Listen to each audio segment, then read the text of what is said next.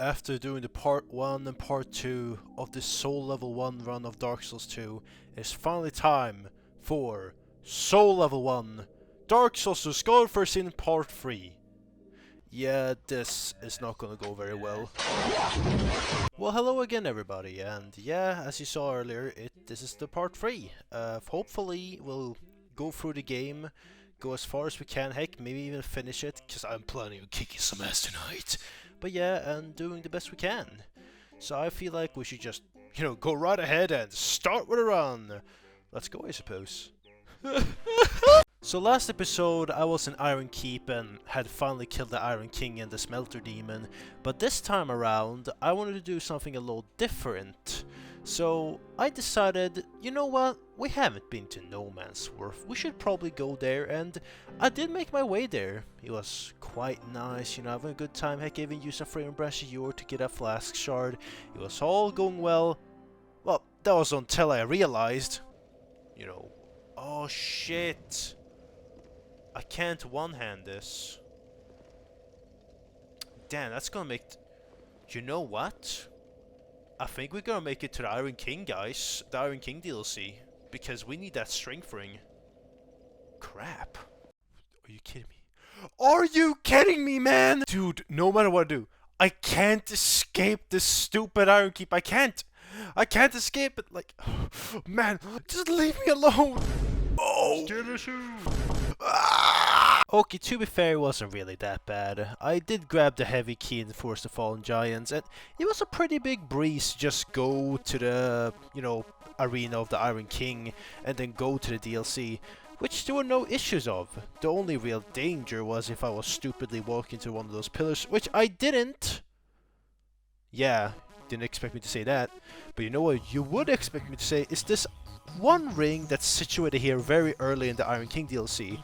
This is an amazing find. It gives you 5 dexterity, and you know that the deprived, or the soul level 1, you still have 8 dex. Guess what buffoon thought that you start with 6 dex at soul level 1? Yep, I unnecessarily killed my adaptability for no reason with a work hook. I don't know why I did this, but I didn't realize too much later. Oh boy, I really am my biggest enemy, aren't I? God damn. Okay, but besides that tomfoolery, I might have died here a lot, and I did. I don't know, I think I died less than the Sunken King DLC, but I still died a lot in this DLC. However, unlike the Sunken King DLC and Iron Keep, I actually felt pretty good going through this DLC. I felt like no matter how many times I died, I felt like I was constantly doing progress. Like, this room? I got second choice because I was taking it very slowly, but ever so slightly, ever so often I came up with new strategies and I used my bow a little more, and eventually I got it in this room. And, well, despite that, I did die just a moment later, but even then, this DLC, I felt pretty good about myself going through here. And getting the strength ring felt like it would be happening in no time, and honestly, no matter how many times I died, no matter how many times I suffered, no matter how many bonfires I did, I felt like I was constantly going forward. And, that filled me with a sense of joy and determination I never felt before while doing this run. And you know what? Maybe this is why Shadowrunners like Soul Level 1. It's because no matter how many times they die, they feel like they're going forward constantly, defeating whatever invader, whatever exploding asshole or crazy knight they might be on their way. Lighting up any single machinery, they always feel like they're going up more and more. And you know what? Despite all the funny deaths and all that, I felt accomplished, and eventually I got the strength ring. And despite it maybe taking a whole hour, it felt more like it took only 10 minutes. It felt simply great. Oh yeah, I also got the Simpleton's ring cause, 5 adaptability. Yeah. But after getting these 3 rings, you'd imagine that finally I would use my one-handed rapier because it's my strongest weapon so far. But, I'm a very smart person.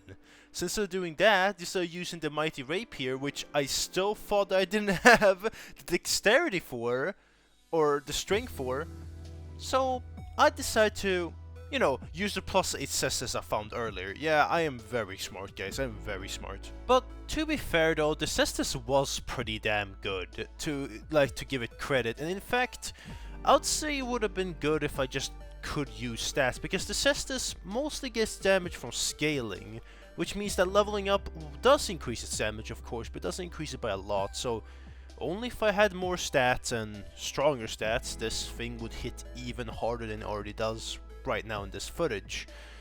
Which does put a perspective on how important leveling up is for some weapons.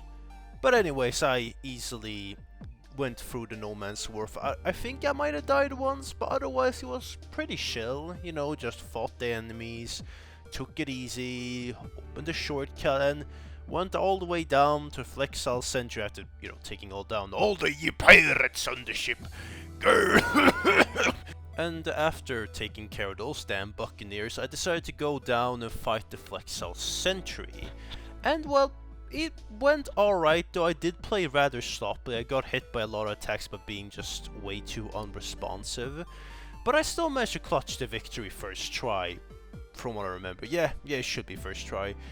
And honestly, I've always been a fan of the Flexal Sentry, dude. Like, I will say this, I'll say this again.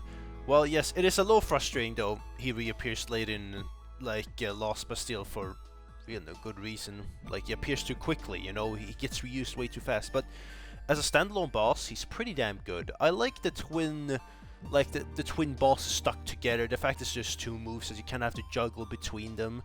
The only criticism I would have against this guy really is the fact that, once again, you'd always favor the club side over the sword side, so maybe adding some kind of weakness to the sword side would have been more preferable, but otherwise, it's just a really decent boss. I would say it's one of the better bosses in Dark Souls 2, and I absolutely love it. Oh yeah, I almost forgot to talk to Gavlan. Like, I was just about to depart with the ship and then I realized, wait a second, I came here for Gavlan, not anything else really, so I ran back and talked to him and bought some of those poison arrows and got him on his way to the other areas he's supposed to, so he can eventually go all the way to Doors of Pharaoh so I can get infinite poison arrows. Whew, would have been bad if I forgot. Yeah, that would have been embarrassing. Thankfully I didn't need to forget about him in the Harvest Valley, so I spoke to him there, and after doing all that, I finally decided it was time for us to go to a new area, and that area being Shaded Woods. Very shady. Haha, I get it, I hate myself. Oh, by the way, the Shaded Woods was kinda easy.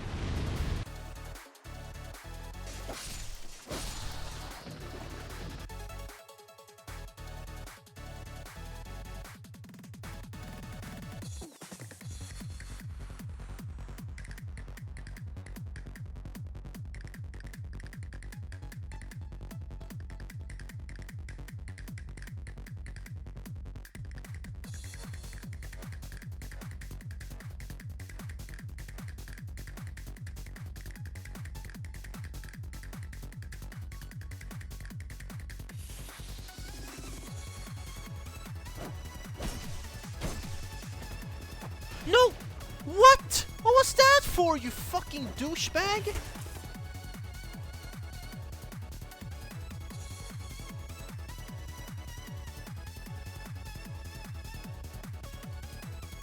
Well, nothing too interesting really happened in Shaded Woods, and same thing could be said about Scorpion Snashka. Well, she is an interesting concept, like, oh yeah, it's like Quaylife from Dark Souls 1, but it's a scorpion, she has a storyline with Man-Scorpion Tark, and she shoots magic. This sounds like a pretty good setup for an interesting boss, but once again, due to the rush nature of Dark Souls 2, I feel like they never utilize this to the fullest. Especially when you stick closer, she usually does melee attacks. She has an interesting attack where she burrows on the ground, but she didn't do it this time, and I just managed to beat her first try, really. And that's the thing with Scorpion Snashka. She's not a bad boss. I wouldn't say she's a knockoff either of Quaylag, because, well, yes, she has a similar build and all, but she still has some of her own personality. It's just, once again, I feel like this boss was never executed the best. But hey, at least it's still a fun boss. It's Souls, and, well, you make Man-Scorpion Tark happy. It is so sad, guys. Man-Scorpion Tark's goth Scorpion GF became crazy because he could not fucking fix her. But anyways, I locked the ball on fire Dorsopharos, and honestly I went by it pretty quickly because there wasn't much I was looking for. Well, except this time I chunk and maybe get a second bonfire, but before you say anything, I am not finding Royal Rat affording. Fuck that boss, it's already hard enough on a normal playthrough. I can't even imagine how cancerous it would be on a soul level 1, so I just decided to go straight to Gavlan. And this guy, a huge W. Why is he a huge W to get him here? Well, because he sells infinite poison arrows, and, you know, other materials as well, but poison arrows is probably the most important because having the access to poison is one of the best things you can add Dark Souls to, especially because, you know, poison is just so fucking strong compared to any other game. But yeah, after doing that, I quickly exited through out of Doors of Pharaohs with ease, and I came to Brightstone Cove Seldora, which is a pretty chill-ass place, because I did not want to fight any falconers.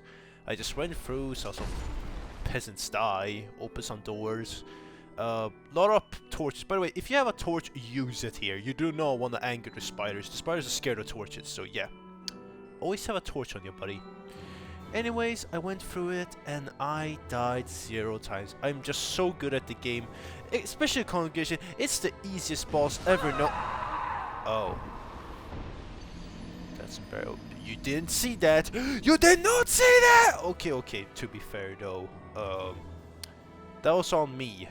My hubris was a little high there and I got myself killed because of how much hubris I had. And I thought that I would never die to this guy, and I forgot, oh yeah, I'm on a soul level 1 playthrough. I got no vigor whatsoever. But, yeah, this boss is still kinda easy. Like, as long as you don't get as overconfident as I got and completely just ignored Magus. Also, I should have killed the Magus first, but I didn't because I just thought, just get Tika and Clerics. But yeah, that was on me. This guy's pretty easy. Honestly, just a very mid-boss. Heck, it's a forgettable boss. It's like, I'll say it's even easier to cover this demon. Or, no, maybe it's harder. I'm not sure. It depends really on what kind of soul level. But maybe it's easier. But still, it was an easy boss. I do wish this boss had some special thing to it. Like, imagine if you'd kill all the peasants and then the Magus, who maybe is like invulnerable, becomes uninvulnerable but transforms into something. So you have like some kind of scary Bloodborne boss inside a condensed room. So you're stuck with a scary Bloodborne thing in this room. I don't know, that would be a cool encounter. But anyways, aside from that, I defeated second try. We do not talk about the first one. That did not happen. That's propaganda. Shut up! Apologies for the outburst, but I went around the rest of Seldora with ease. I accidentally stabbed Pate in the back, and I did get rewarded for it, a key for the engraved gauntlets that I didn't even end up using because I didn't have the requirements. But that didn't matter too much, because I did get a bunch of Tyrannite chunks, which now lets me actually max out my Lightning Rapier to +10. But before doing that, I actually wanted to go down and face our... yeah, it's our third Great Soul Boss, which is the one and only very creepy Duke's-Dear Freya. Oh boy, Duke's-Dear Freya. I might not die to this boss, but let me tell you, it was a long fight. And it was a little scary too, because, let me tell you, this spider does a lot of damage. So yeah, the only thing keeping me alive really is this torch scaring off the mini spiders and the fact that she can't really attack to her sides. But otherwise, I felt like this fight was scary, but also very intense. And that's what it's supposed to be, because this is a big creepy fucking spider. Like, you don't want it to be baby shit. So I would say this fight was really good, you know. Besides, I also think that Duke's-Dear Freya is one of the best spider bosses in the series. Yeah, look, you might not disagree with me. Who knows, Shadow Erdtree might knock that out of the park completely. But I think when it comes to spider bosses, I feel like this one is done best, because it has a gimmick. You have to stay in front of it, but if you play your cards right, you can kind of alternate and play around it, quite literally. Which I like, but you still need a torch to scare off the mini spiders, and there's just a bunch of layers to this fight you usually don't take account. But when you do think about it, I feel like Duke's-Dear Freya is a good fight. Besides, the lasers are pretty cool too. So, yeah. But this this did take a while, even though our weapon is good, because I want to slowly and carefully take out the small spiders and then focus on the big Duke's Dear Freya spider. And while that was a good idea, I didn't take into account for the fact that the small spiders do respawn, I think, because eventually they start coming out and more spiders out of nowhere, and yeah, I should have expected that. Come on, they're spiders, of course there's gonna be more of them. So I think I unnecessarily dragged out the fight to an, well, very unnecessary degree. But hey, I still think it went rather well, even though it took a little longer, and eventually I did get the W over this giant, creepy fucking creature. And plus 10. Let's go, doing 419 damage.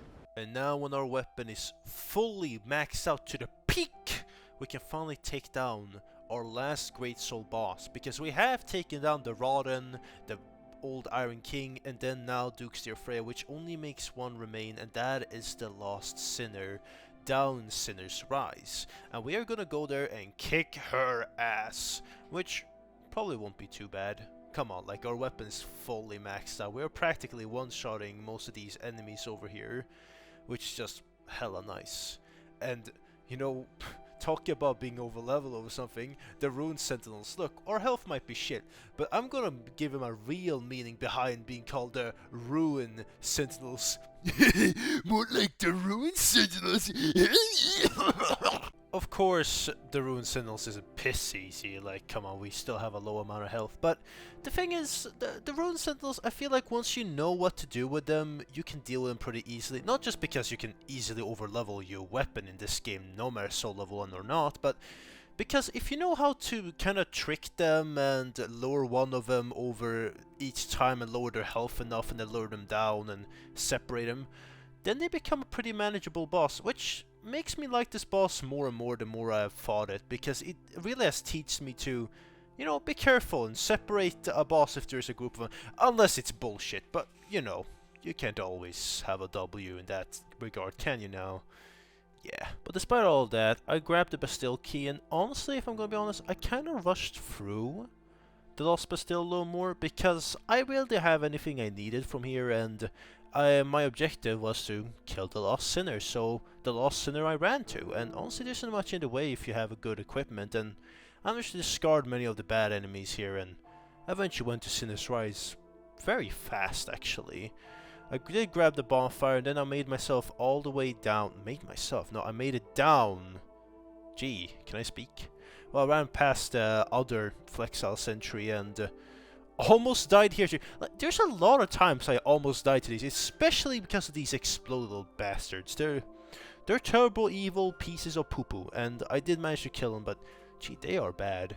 But anyways, of course I didn't forget to light the fire, because I would not be able to see shit in the arena if I didn't. And see shit I did. When I mean shit, I mean the hitboxes, because holy fuck, when you have low adaptability against the Lost Sinner, things change real quickly. Like, if you have adaptability, the boss is perfect. It's great. It's a fun duel. When you don't have high adaptability, this fucking boss will use the magic powers of the fucking blah, blah, blah, blah, old soul to kill you, and I did come close to dying here once, but I did manage to clutch the W on the first try, but still, it's a scary boss fight. But despite it being scary and the hitboxes not being able to be dodged due to my low iframes, it was still a fun fight, and the amount of satisfaction I felt when I managed to take down this absolute menace of a blade and death was, well, it was cathartic. And yeah, I did use the Simpleton's Ring here. I could have taken off the work hook if I just had realized I didn't need it to use the rapier. But oh boy, guess who's very dumb? Yeah, that's me. But still, despite all that, despite almost dying once, I managed to do it. And that made me pretty happy. Yes! First try, baby! First try, got it! That's all the 4 Lord bosses. Hell yeah. Oh my god, I did it. I'm so good at the game. Boom. There we go. Aldia! Scholar, the first sin. Look at this guy. Absolute hype. After finally slaying all the 4 Lord or Great Souls, it was finally time for me to head towards Drangley Castle. And thankfully, I didn't die any time towards this castle, because if I did, I'd have to go all the way from Shaded Woods back here. So, yeah, I'm grateful for that. But Even then, after slaying a bunch of knights, I finally went in, and hey, I got access to a very useful NPC in the Soul Level 1 run, and that's Chancellor Villager. Because, first of all, he Brace Knuckle Ring, reduced degradation of items. He sells you infinite repair powders, which is real nice, but also elemental arrows, which do a lot of damage. Hey, never complain about damage. But still, grabbed the bonfire, went around here and there, grabbed the secret bonfire here too, I should probably show that, whatever. And then I finally went and faced the twin dragon riders, which you would expect was a pretty, well, it was pretty easy, to be fair. I thought it would be scary, I really did, like, especially because I thought, oh my god, there's gonna be two of them, they're probably gonna combo me and I might not do enough damage, but weird enough, I didn't expect that. I did good damage. Who would have known? A plus 10 rapier fucking lightning infusion in Dark Souls 2 does good damage, and it did. So yeah, I was surprised. I was also more surprised that the other Dragon Rider did not drop down earlier. It came actually pretty late, so I dispatched the first one and could easily kill the second one, which had even less health. Like, really? You would think that guy would have more health because he's, you know, he has a different coloring. He looks like almost like a shiny Pokemon. No, he's actually weaker. Ah well, grabbed a bonfire here too. And after doing that, I went to the elevator, or more like near the elevator, can't use the elevator yet, and took the ladder near the elevator, baited both of these guys to kill him, activate the golem, or, okay, maybe more accurately, I baited one of them, and the second one, well, he killed me. Oh. What a friend!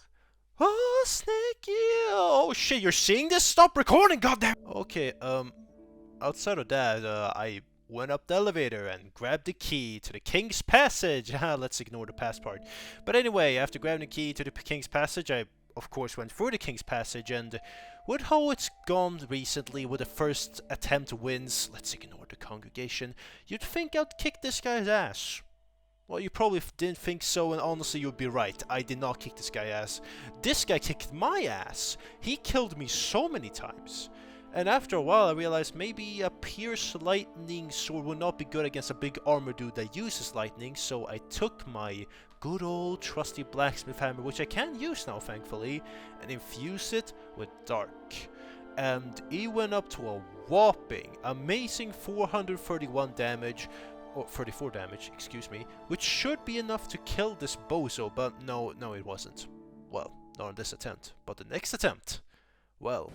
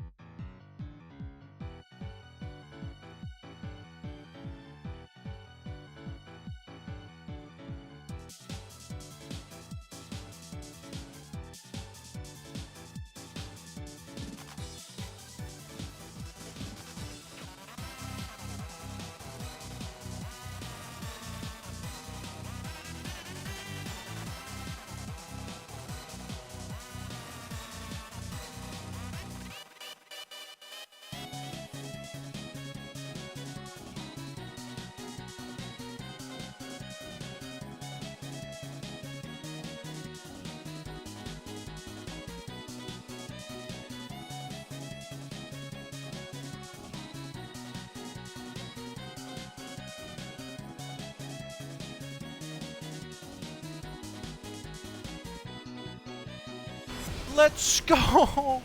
Let's go! Let's fucking go! Let's go! Hey, yo, I'm so happy. I did it. I did it. Soul level 1 Looking Glass Knight, okay?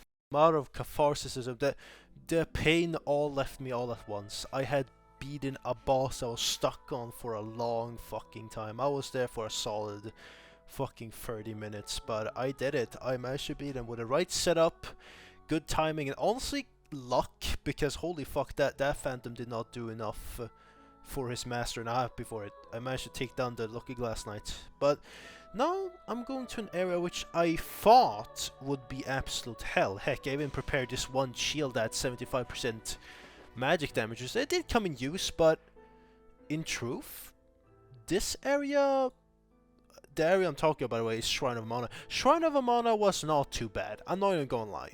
And one of those reasons might be because I just realized that I did not need a work hook to use the fucking rapier. Wait, Oh, huh? Oh my god! Wait a second. Oh wait, I don't need that thing. Oh yeah. Wait, where did I get 8 dexterity? I stole it. I thought I had 6 dexterity. Oh my god, I could have just used this whole time. Oh. Oh, I'm stupid. I'm genuinely stupid. Yeah, that might have taken a little too long. But hey, better late now than never, huh? But anyways, aside from that, there's more reasons than just, oh, I remembered how to use a weapon correctly. But honestly, Shard of Amana wasn't too bad, not just because of the shield I'm using right here, but also I took it rather slowly.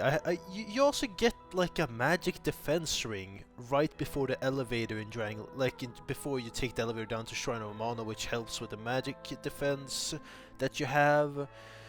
And also, if you take it slowly, carefully, fight the Archers one by one, have a decent shield or just a decent weapon, this area really becomes that much easier. I'm not even gonna lie. Heck, if you just take a good route, you know which enemies you have to fight and which you don't have to fight, it also becomes easier. And yes, the magic spam is bad. Don't get me wrong, it's hard, but if you have a bow and arrow, by the way, this might actually be the biggest reason.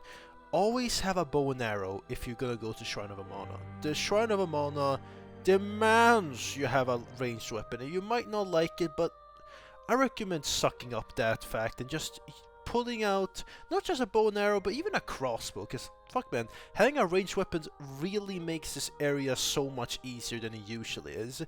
But even then, you can probably run through it without issue if you just take it slowly and route out where you're supposed to run. It's not really that bad. And yeah, I might have died once or twice, but honestly I didn't find this area too bad. Maybe it will be worse in other playthroughs, I can get that, but if you're just careful, you know what, this area isn't the worst.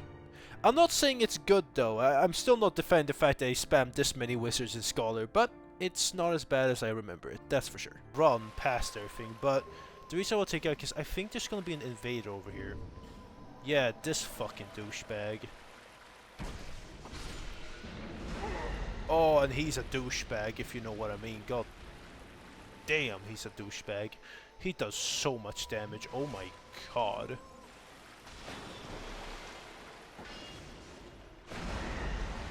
How the hell, dude?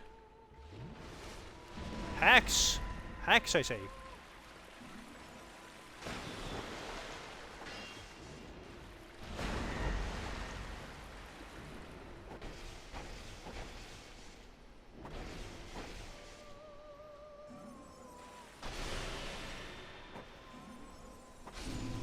Whew, okay. Got him.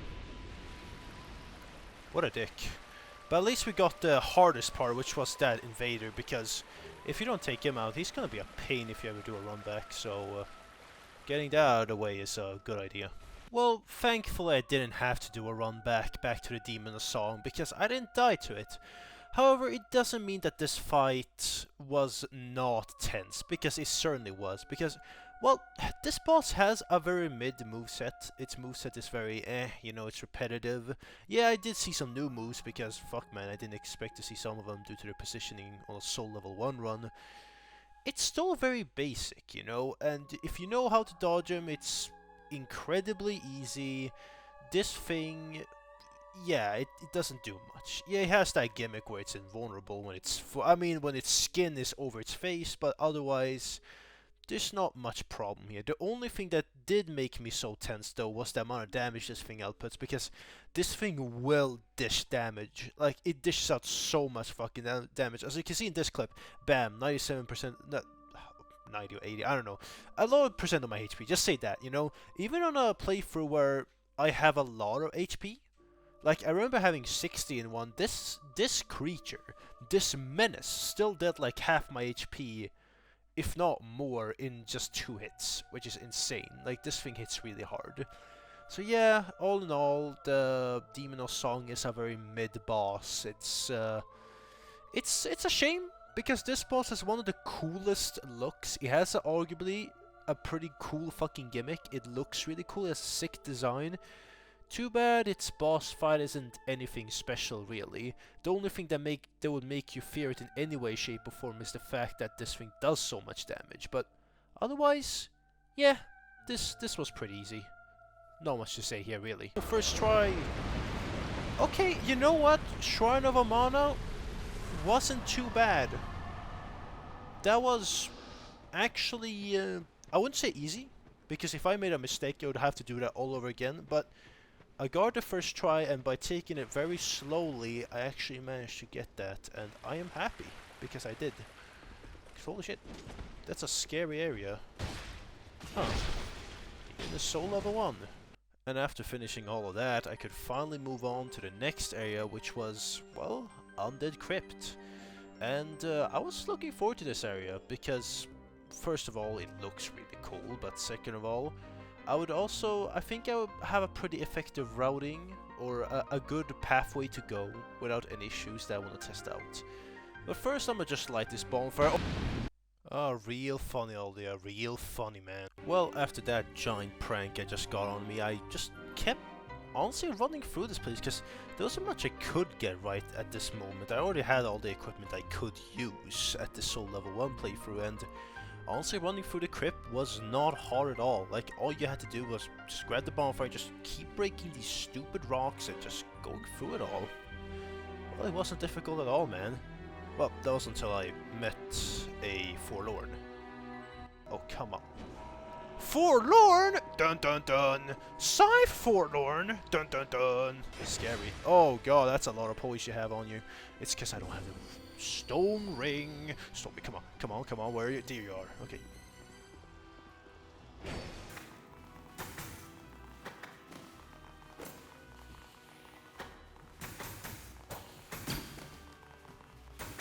Okay, got him. Whew. Yeah, that took a while. You really do forget how much health a fucking Forlorn has. Well, aside from that, I just continue on with the crypt.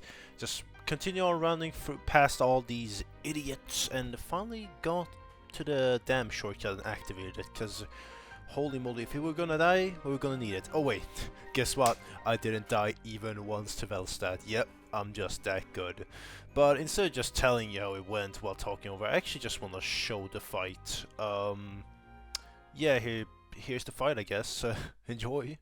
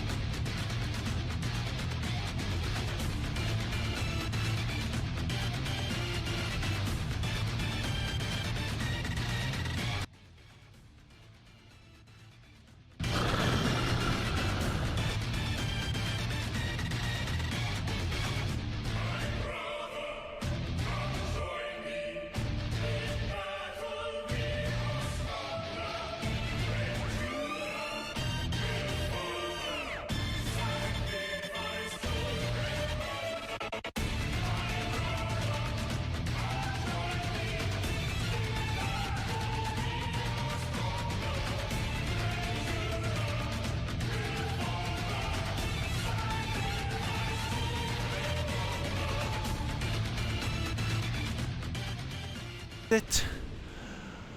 Oh, let's go. Let's go. Okay. I killed Velstad. And we have now the King's Ring. That's epic. Oh. King's Ring. Oh, look, there's our girl over there. I don't know how she got here, but you know what she did, and that's cool. After killing Sir Velstad, we finally got the King's Ring, which meant that we could finally progress to Aldia's Keep. And yeah, Aldia's Keep. No, once again, pretty damn easy. Like, I don't know what to say, man. Like, Soul Level 1 run, I thought I would have much more trouble, but when I really think about it, these areas are very open. Like, you're allowed to do a lot of what, like, you are to do what you want to do. Heck, even this invader, Aslatil, yeah, easy as fuck with a +10 rapier. You know, I can just grab some items. I don't even have to fight that much at all, if anything. The only thing that wanted to try to kill me here that was standing in my way was those two ogres behind those two doors, but they're pretty easy to kill with a pierce weapon or if you bait out their butt slam attack, so yeah, that was hella easy, you know. And aside from the beautiful and gorgeous view that you get before the Guardian Dragon, even the Guardian Dragon wasn't that bad. In fact, I would say it was pretty damn chill for the whole fight. The only thing I did not like about this fight is that he just kept flying. It would not stay in one place. Like, holy shit. It's like going to a 10-year-old and giving him 300 pounds of pure, unfiltered sugar. This dragon would not stand still for a moment. Don't get me wrong, I like the gimmick where it like kind of clings onto the like walls of the cage, which is pretty cool. That is epic. That is cool, but holy shit, tone down that flying away kind of crap and add some new melee attacks instead, you know? Because the melee attack arsenal on this dragon is barely anything. He has a bite, he has some stomps, and then he has a tail swipe, I guess.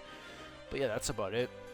Otherwise, the other attacks are just different variation of fire breath or fireball, which is just, god damn it, like, stop moving. That's the strange thing with dragon fights. Like, either they're good or they're just mid. Like this one, it's, I wouldn't call it mid. I wouldn't even call it bad.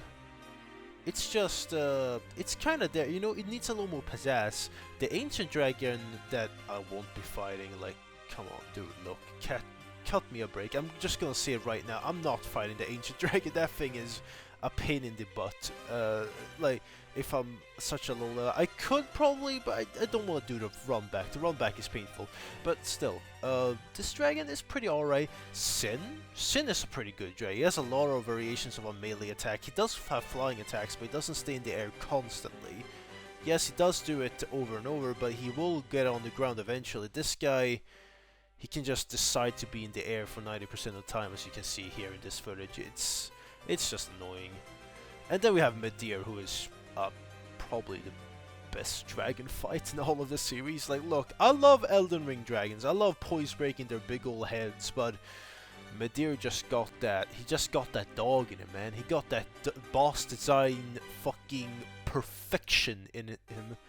Oh well, until the Shadow of the Earth Tree comes out. I'm not sure if he's gonna keep getting that crown of being the best dragon fight, but otherwise, this fight, yeah, it was a little annoying, but honestly, still pretty chillin'. It's a cool boss. I can't complain, and I especially cannot complain when you're looking at probably one of the most visually beautiful areas in the whole game. Dragon Dam Airy. This place, absolutely beautiful. Oh, hey there. Bearer of the... Long have I awaited one such as you. One who can set me free. Bearer of the curse. It was my own manifestation that led you here. The ancient dragon has watched over the world for eons past. Take this. Do not resist. The dragon welcomes you. You know, is it just me? Is that like one of the few only times where she's really happy? You know? Or like the Shanlot is just super happy, you know? Because usually she's like, oh, bear the curse, like she sounds fucking depressed. But here, like when she tells you about that, she sounds like she's having the time of her life. It sounds like her birthday just happened. Christmas is coming early, and she sounds happy as fuck. You know, I'm happy this exists, because that means I don't have to go through this hellhole. See ya!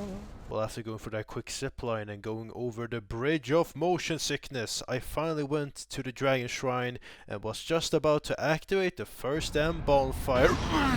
Aldia, you're a smart ass, a dickhead, an asshole, but you're also small. Stupid tiny bush always jump scare me like that. Stupid. Well, I'm just gonna go through this area real quick like always, because damn, I'm just that go. I forgot. This is a soul level 1 run. Shit!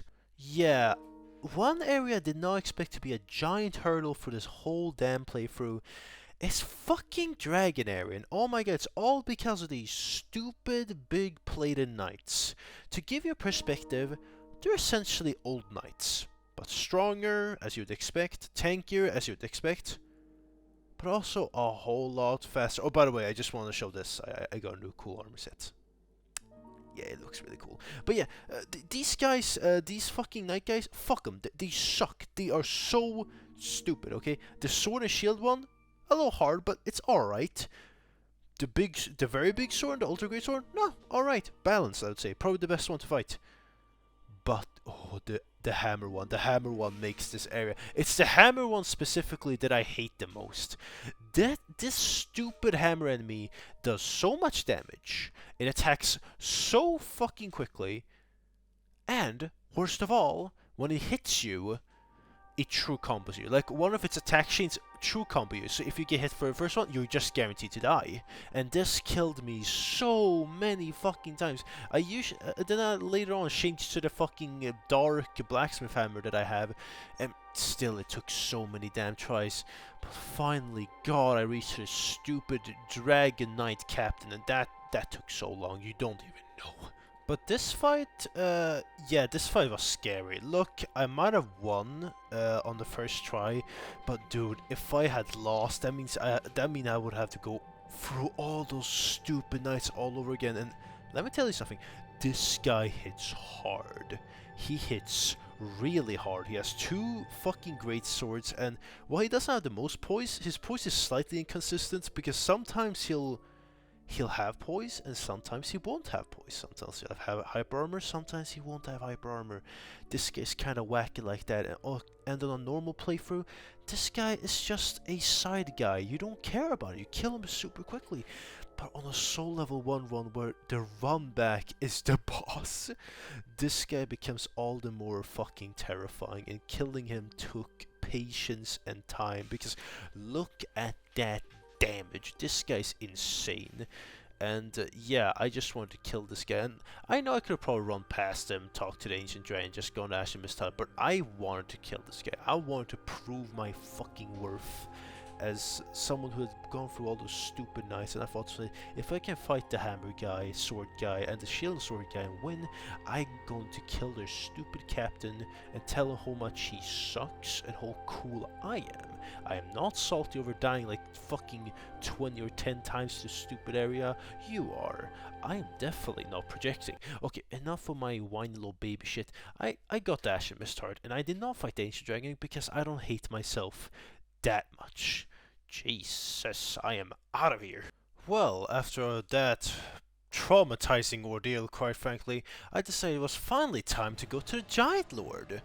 Well, attempt to go to the Giant Lord. Look, I might not die to this boss, but fucking hell, that run back and those stupid giant fire projectiles, yeah, they killed me. But not the boss, the fucking fire projectiles. What is my life? Well, okay, maybe my life might not be perfection, but hey, at least this fight went on pretty smoothly afterwards. Can't speak right now. I don't know. Maybe I got hit, maybe not, but either way, I did his first try, and dude, look, I love the Giant Lord, I love the lore of the Giant Lord, the look of the Giant Lord. His boss spell is piss easy though, even on soul level 1, he has such slow attacks. Like, a part of me really wishes this guy had a bigger arena, he would be far more nimble and you would kind of duel with him, you know. I thought that would be cooler, but you know, I still feel like the boss we do have is not the worst thing ever. It's easy, yeah, but it's still a fun cinematic boss, you know, it's cinematic. And I can forgive that. But oh boy, the next boss I'm gonna talk about, that boss cannot be forgiven. Oh, which boss am I talking about? You might be wondering, what kind of boss? What is this place? Well, if you don't know, then why the hell are you watching the video? Play the fucking game. You're spoiling yourself actively. But yeah, most of you already know. This is the fucking Throne of Want, right? And you would think, am I talking about the final boss? The Chandra Aldia? No. No. I'm not talking about those. No. There's 2 other bosses. There's a dual boss. That's why it's 2. A very painful dual boss for a soul level 1 runner. Yeah, I bet most, or if not 99% of you already know, it's the fucking Throne Watcher and Defender. Oh dear god. And why? Well, it's first of all the dual boss. They're both pretty damn aggressive. They have long ranges because they're both wielding pretty long ass swords. They both have shields. They both can buff their weapon, and if you don't kill them within a short time period, they will start reviving each other. So yeah, this boss is a recipe for disaster for someone who's under-leveled. For a normal playthrough, not a bad issue. You can kill these guys and burst them down. They might be a little challenging, but not too challenging. But when you're this under-leveled and this low of a level, it's pain. Look, I might have not died a lot to them compared to other bosses, but each attempt were long, hard, and very daunting. And holy shit, they might not damage you physically as much as others, but they will sure as hell damage you psychologically. Screw these assholes. They are insanely difficult, which makes it all the more surprising that I managed to clutch the win. What, you don't know how it looks like? Well, this is how I did it. Pure dumb luck.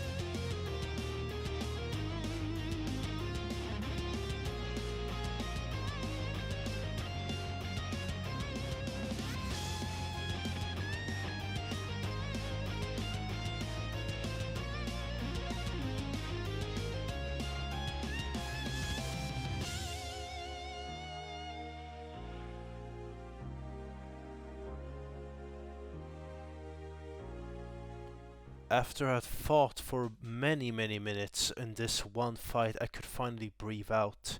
I had done it. I had killed the Throne Watcher and Defender. But I knew there was still one adversary left for me to slay, and that was Nashandra, the Queen of Dragon Lake herself. And with a sense of inflated ego, I went in thinking that I could kill her easily like any other time. That it would be easy. That I could do it without any issues due to me already killing this hard boss. And with hubris always comes a fall. At this point, I was tired. I'd done this for so long.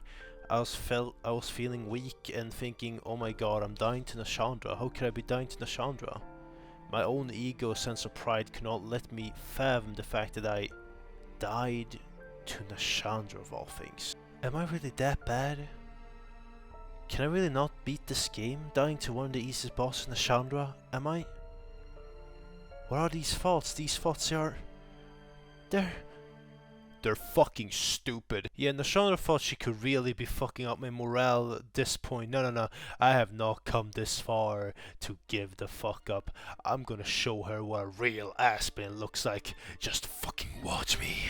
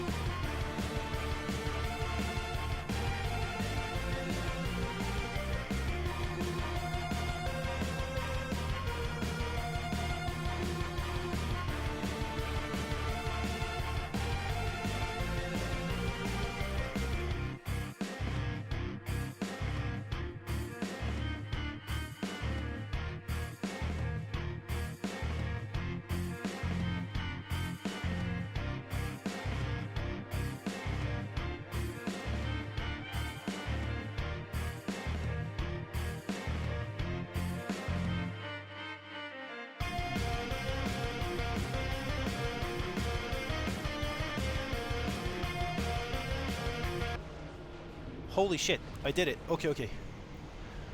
Oh, the final boss is left. We come this far, guys.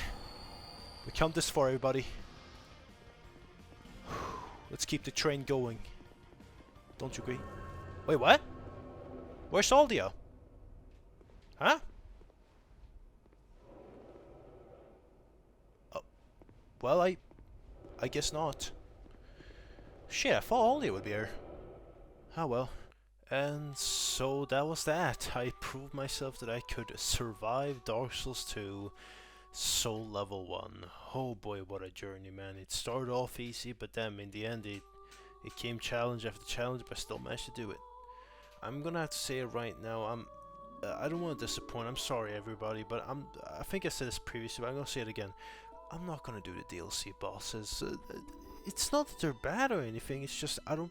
Look, it's already hard enough doing SL1 run. I don't think I have the skill, patience, time, and the absolute grind set to, you know, do all the DLC bosses. So I think I'm just gonna stick to saying that I beat the base game. That thing with Aldian not spawning was a little strange. I thought he should have been there, right? Because I did, after all, I did get all of his bonfires, I did do all the things, so I don't know why it didn't appear.